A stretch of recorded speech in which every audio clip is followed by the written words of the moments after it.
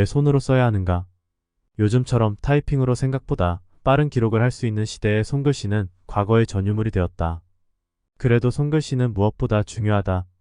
다른 동물과 영장류의 가장 큰 차이점은 엄지손가락의 분리다. 엄지손가락이 다른 손가락에서 분리되면서 영장류는 나무에서 떨어지지 않게 됐다. 나무를 꽉 쥐는 진화는 이후 도구를 쥐도록 도왔다.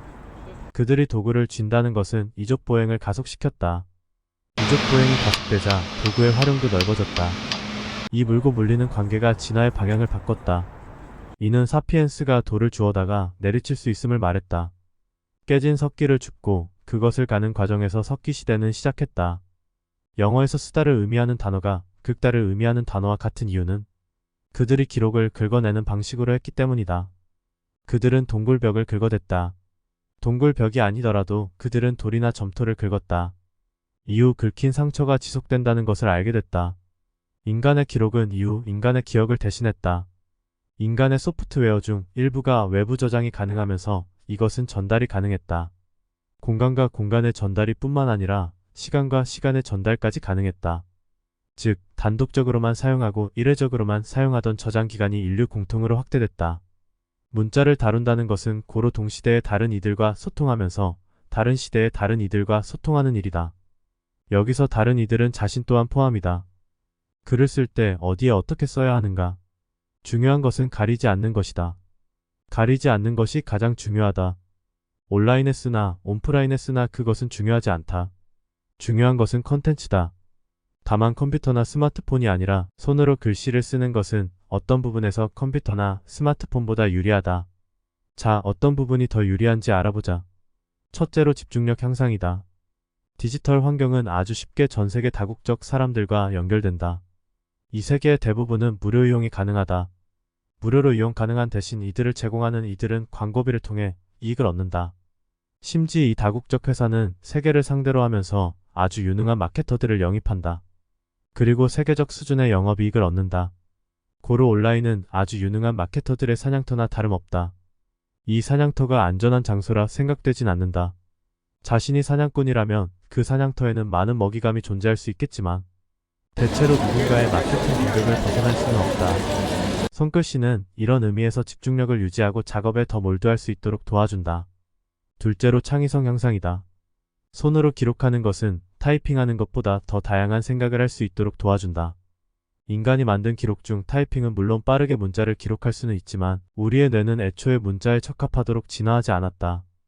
우리의 두뇌는 직렬 구조의 문자보다는 공간을 기억하도록 길러졌다. 고로 단순히 문자를 기록하는 것이 아니라 필요에 따라 문자의 크기와 위치를 조절하여 그것을 다양하게 배치할 수 있다. 때로 어떤 것에는 그림이나 투표를 그려둘 수 있고 간단한 기호를 사용할 수 있다. 이는 물론 컴퓨터나 태블릿으로도 가능한 작업이지만 그 속도와 능률은 손글씨를 따라갈 수 없다. 기록이 소프트웨어가 되면서 그것을 담는 그릇의 중요성도 함께 커졌다. 아무리 맛있는 음식을 만들었다고 해도 그것을 어떤 그릇에 담아두는가는 몹시 중요하다. 대한민국 토종회사인 오롬은 이런 철학을 바탕으로 사회적 가치에 충실한 기업이 되고자 한다. 디지털이 아날로그보다 모든 면에서 뛰어나다는 착각이 세상 전반을 지배하는 와중에도 현실과 타협하지 않고 그것이 가지고 있는 미래의 가치에 투자한다.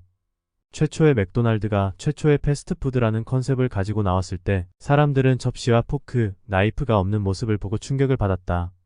종이에 쌓여진 채로 간단하게 허기를 때우고 뒤처리를 쓰레기통으로 보내는 과정에서 흔히 말하는 플레이팅의 중요성이 줄어들었다. 사람들은 예쁜 고급 식기 위에 담겨진 음식이 아닌 곧 쓰레기통으로 들어갈 종이 포장지에 음식을 놓고 먹었다. 다만 모든 편의가 중요한 것은 아니다. 분명 패스트푸드는 식사에 편의를 더했지만 모든 이들이 이런 방식으로 식사하는 것은 아니다. 의외로 여유가 있는 이들이 그릇을 담는 식기를 중요하게 생각한다. 때로 식기는 그 삶과 함께하는 동반자가 되곤 한다. 우리의 문화에서는 그런 의미로 식기를 혼수로 함께 해오기도 한다. 한번 들인 접시는 웬만해서 쉽게 바뀌지 않는다. 그런 의미에서 정보를 담는 그릇인 다이어리도 가치 있는 상품을 선택하는 것이 좋다. 언제부턴가 디지털 피로증이라는 말이 등장했다. 모든 사람들이 마케터들이 사냥꾼으로 등장하는 온라인 세계의 참여자로 입장하면서 꽤 많은 마케팅의 저격 대상이 되곤 한다. 이 사냥은 24시간 작동하며 때로는 침실과 화장실에서도 따라온다. 유일하게 자기 혼자가 되어 스스로를 만나게 되는 일기를 쓰는 시간에도 이들은 등장하여 마구잡이로 방해한다. 세 번째, 손글씨의 장점으로 그것에 고유한 가치가 생긴다는 것이다. 손글씨는 사람의 얼굴처럼 다양하다. 고로 얼굴을 보고 그 사람의 과거를 가늠해보는 관상처럼 어떤 이들은 필체를 보고 그 사람의 과거를 가늠하기도 한다. 이처럼 손글씨는 아주 고유한 자신만의 브랜드다. 이런 손글씨는 때로는 문화적으로 중요한 역할을 할 수 있다. 마치 모두가 가면을 쓰고 있는 무도회장에서 혼자만 맨 얼굴로 상대하는 것처럼 꾸밈없다.